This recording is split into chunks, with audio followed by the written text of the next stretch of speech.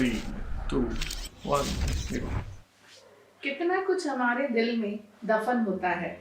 ये सुनकर आप कहेंगे, वाह क्या वाक्य है, किसने लिखा है?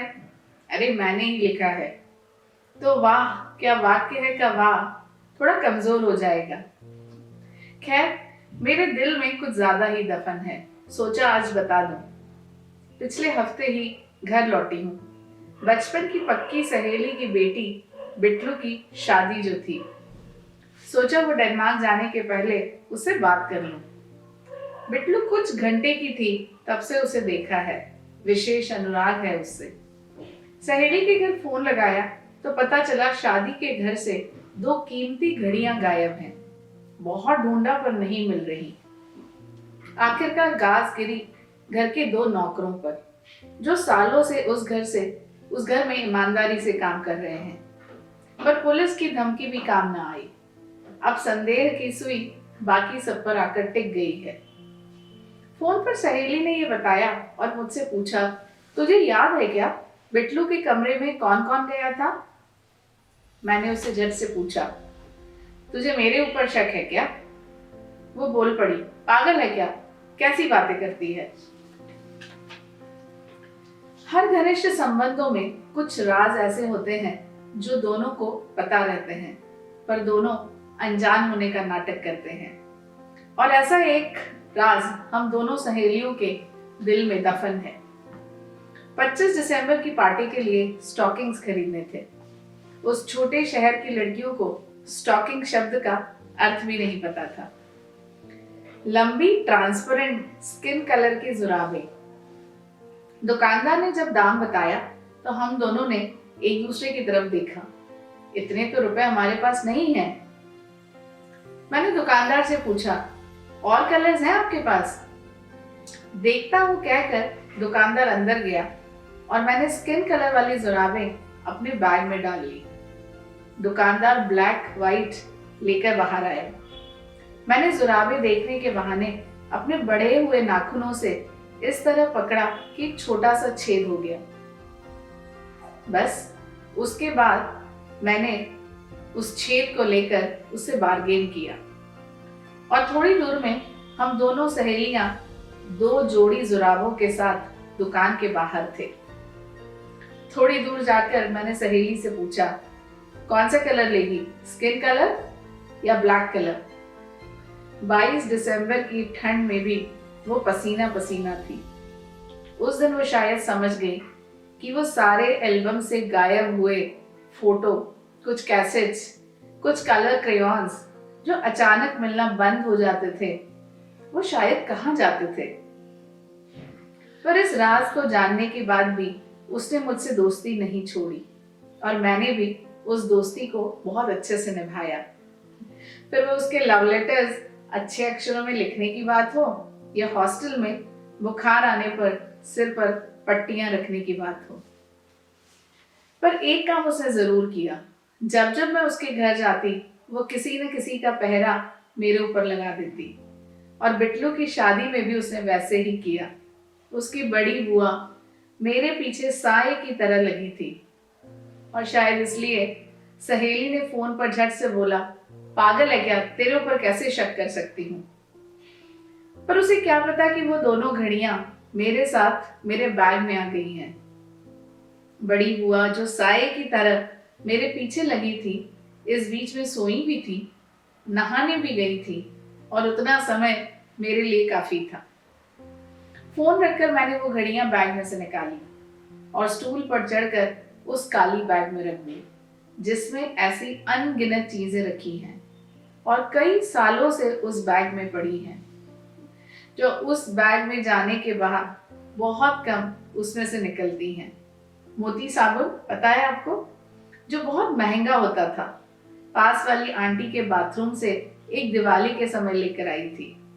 एक क्रोशिया का सुंदर रुमाल, लिपस्टिक्स, पेन, ग्लास और ना जाने क्या क्या। मैं ऐसा क्यों करती हूँ? मैं कोई चोर नहीं हूँ। मैं ये सोच कर भी नहीं करती, बस मुझसे अपने आप हो जाता है और ऐसा करके मुझे बहुत खुशी मिलती है। एक बार की गर्मी की छुट्टियां याद आती हैं। मैं मामा मामी के यहाँ गई थी। माँ से मेरे बहुत झगड़े हो रहे थे, तो मामी ने मुझे अपने साथ लेकर आ गई। मजे चल रहे थे, लूडो, कैरम, बाहर घूमना। एक शाम हम बाहर घूम कर आए और सो गए। सुबह मामा मामी के बहस से नींद खुली। उनका डायमंड का पेंडेंट नहीं मिल रहा था। काम के वैसे उनके ड्रेसिंग टेबल पर पड़े थे, पर पेंडेंट गायब था।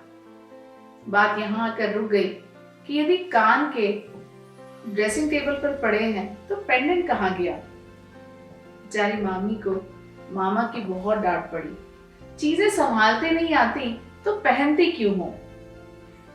3-4 महीने बाद मामा मामी घर आए थे और वो पेंडेंट उन्होंने मेरे गले में देखा।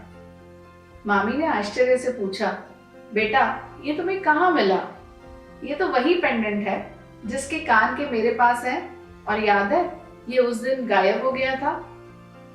ये सुनकर मम्मी ने मामी को बहुत भला बुरा कहा। दूसरे दिन सुबह ही मामा मामी वापस चले गए, पर इन सब में मैंने उनका पेंडेंट उनके पर्स में डाल दिया। हम जो भी हैं, जैसे भी हैं, उस तरह से होने की बहुत सारी वजहें होती हैं, और वो जो भी वजहें होती हैं हमारे जीवन को हर तरह से प्रभावित करती हैं। इस उम्र में आकर बहुत कुछ पीछे छूटा हुआ याद आता है। आज मेरी भी बिट्लू जैसी बेटी होती यदि उसने मुझे छोड़ा नहीं होता। ट्रेन में मिला था वो, दोस्ती हुई, प्यार हुआ, और मैं रिसर्च के लिए उसके शहर में रहना हुआ मेरा। जहां वह रहता था प्यार और गहरा हो गया। उसके दोस्त हमसे रश्क करते थे, कहानियां हम साथ साथ में पढ़ते थे, गाने हम साथ में गुनगुनाते थे, और साथ में हम दोनों के खाना बनाने के बहुत किस्से हैं। छौंक में राई डालने का काम उसका था। एक बार राई चटक के मेरी आंख पर लग गई। बस उसके बाद से मुझे सख्त ताकीद थी कि छौंक लगाते समय मैं यदि अकेली हूं तो छौंक जीरे से लगेगा। मेरी आंखें उसे बहुत सुंदर लगती थी। कहता था इसका इंश्योरेंस करवा लेते हैं। जी हाँ, इतना कोमल हृदय वाला इंसान, पर जब उसकी ही चीजें उसके घर से गायब होने लगी तो वो बौखला गया। मैं उसे दोष नहीं दूंगी। क्लेप्टोमैनिया शब्द पहली बार उससे ही सुना था। चीजें उठाने की मेरी आदत को अच्छे से समझ पाई थी। अब तो इतना पढ़ लिया है कि क्लेप्टोमेनिया के बारे में एक रिसर्च पेपर पढ़ सकती हूँ। पता होना और उसे व्यवहार में आत्मसात करते आना, दोनों में बहुत अंतर होता है। आखिर उसने हार मान ली। घटना भी ऐसी ही थी। सिंगापुर में हम दोनों घूम रहे थे। मॉल में वो कैमरा देख रहा था और मैं विंडो शॉपिंग कर रही थी। एक दुकान में जेलो के परफ्यूम्स देखते देखते एक टेस्टर वाली बॉटल मैंने अपने पर्स में डाल ली। मॉल से बाहर निकलते समय अलार्म बजा और मुझे सिक्योरिटी ने रोक लिया। पर्स में बॉटल भी मिली। Being Singapore, laws were very strict. वहां से तो जैसे तैसे मैं बरी हो गई, पर उसके मन की अदालत में उसने मुझे छोड़ने का फैसला ले लिया था। इंडिया आकर मुंबई एयरपोर्ट पर वो आखिरी मुलाकात मुझे आज तक याद है। आखिर बार उसने माथे पर चूमा और अचानक मुझे मेरे बाल गीले लगे। ऊपर सिर उठाकर देखा तो टप से उसके आंसू नीचे गिरे। मैं वहीं खड़ी होकर उसे जाते हुए देख रही थी, पर उसने पीछे मुड़कर नहीं देखा। बस मेरा मन बार बार चीख चीख के बताना चाह रहा था कि मैं चोर नहीं हूं। मैं रिसर्च साइंटिस्ट हूं, एनालिसिस बहुत अच्छे से कर सकती हूँ। मुझे पता है कि ये ऐब मुझ में कहां से आया और ये मेरे साथ ही जाएगा। जानबूझकर कहानी के अंत में बताने का निर्णय लिया। मैं जब 6 महीने की थी तो मुझे मम्मा डैडी ने अडॉप्ट किया। जी हाँ, गोद लिया था। रुकिए, जरा रुक जाइए। कोई भी धारणा बनाने के पहले कि इसीलिए बच्चों को गोद नहीं लेना चाहिए, इस निर्णय पर मोहर लगाने के पहले ये बात जान लीजिए कि ये मात्र संयोग है। मेरे मम्मा डैडी बहुत अच्छे माता पिता थे और इन सब में उनकी कोई गलती नहीं है। मुझे जीवन देने वाली औरत मुझे नहीं पता, क्योंकि मैं उससे कभी भी मिली नहीं। पर सोचती हूँ अच्छा हुआ जो वो मुझे छोड़कर चला गया और मुझे कोई बच्चा नहीं हुआ। मैं नहीं चाहती कि कोई भी इस व्यथा से गुजरे जहां जीवन भर यही सफाई देने में निकल जाए कि मैं चोर नहीं हूं। हाँ डैडी, आ रही हूं। बस कहानी यहीं खत्म करती हूँ। डैडी को बैंक लेकर जाना है, उनके जीवित होने का प्रमाण पत्र जो देना है, और 25-25 लाख की एफडीज रिन्यू करवानी है। जी हाँ, 25-25 लाख। मैंने बताया ना कि मैं चोर नहीं हूं। तो पेश है इस बार की कहानी। कहानियां लिखना, उनको पढ़ना और उनको रिकॉर्ड करना अपने आप में एक प्रोसेस है। उन प्रोसेस पे काफ़ी सारे चैलेंजेस भी आते हैं, पर आशा करती हूँ कि आपको ये नई कहानी जो मैंने लिखी है और जो मैंने ही पढ़ी है पसंद आएगी। ज़रूर बताइएगा। Thank you so much.